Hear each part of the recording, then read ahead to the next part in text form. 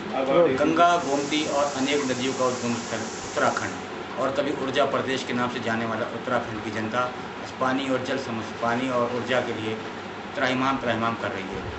इसमें हम प्रतिक्रिया जानते हैं कांग्रेस प्रदेश अध्यक्ष यशपाल आर्य।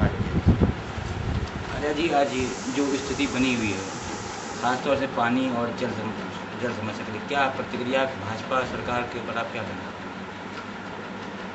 निश्चित रूप से भारतीय जनता पार्टी का यह अनदेखी है भारतीय जनता पार्टी की जन समस्याओं से उनका कोई लेना देना नहीं रहा है। पूरे प्रदेश आज जल संकट से गुजर रहा है।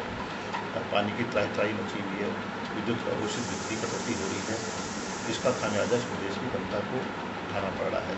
लेकिन दुर्भाग्य है कि भारतीय जनता पार्टी की सरकार अपने अंतर्द्वंद में अंतर्कलह में उलझी हुई है।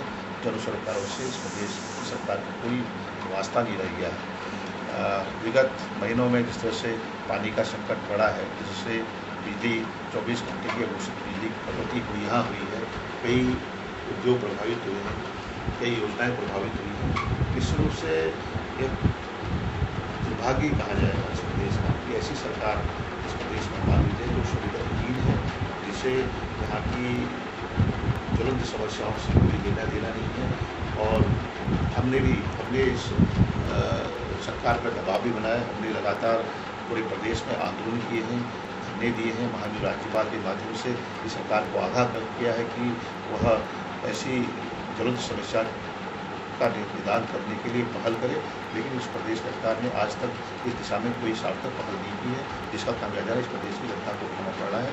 हमारे कार्यकाल में जब 5 वर्ष में हमारी सरकार थी, केंद्र सरकार ने भारत निर्माण के जरिए इस प्रदेश को भरपूर धन आवंटित भी किया और हमारे समय में लिफ्ट योजनाओं की शुरुआत हुई। हमारे समय में नलकूप खोले गए, हमारे समय में हैंडपम्प लगाए गए।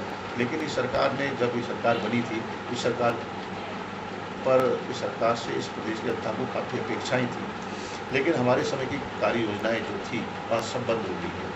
ये आज भारतीय जनता पार्टी के कुछ लोगों का ये आरोप लगा दी केंद्र उनको मदद नहीं कर रही।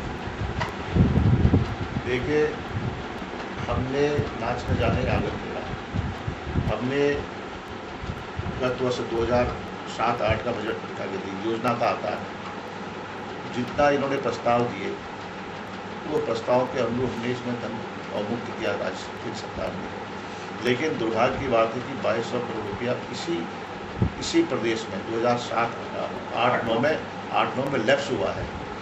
और बड़ा दुर्भाग्य है कि अगले वर्ष योजना के आकार में निश्चित रूप से कटौती होगी, क्योंकि इन्होंने पैसा जो ये सरकार ने दिया था उसको सही तौर पर इन्होंने खर्च नहीं किया, तो पैसा लैप्स हुआ है।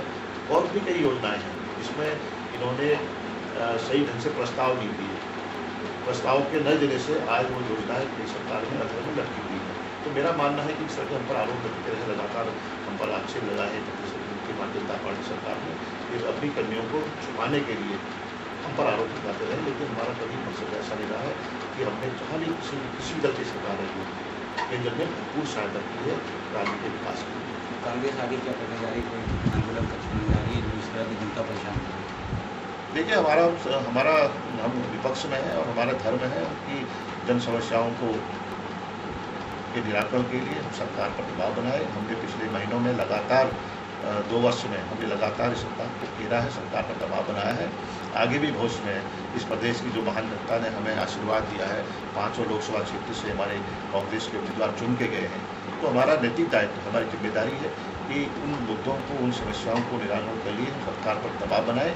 और जो केंद्र सरकार के अधीन जो योजनाएं हैं, केंद्र सरकार पर भी हम आग्रह करेंगे केंद्र सरकार उन बिंदुओं को, उन समस्याओं को निराकरण के लिए उनको प्राथमिकता से दे। हम अपने सांसदों से, माननीय मंत्रियों से भी कहेंगे कि इस प्रदेश के सर्वांगीण विकास के लिए वो आगे आए, पहल करें, जिससे इसका जो राज्य का जो हमारा सपना था पृथक राज्य का, वो साकार रूप दे सके।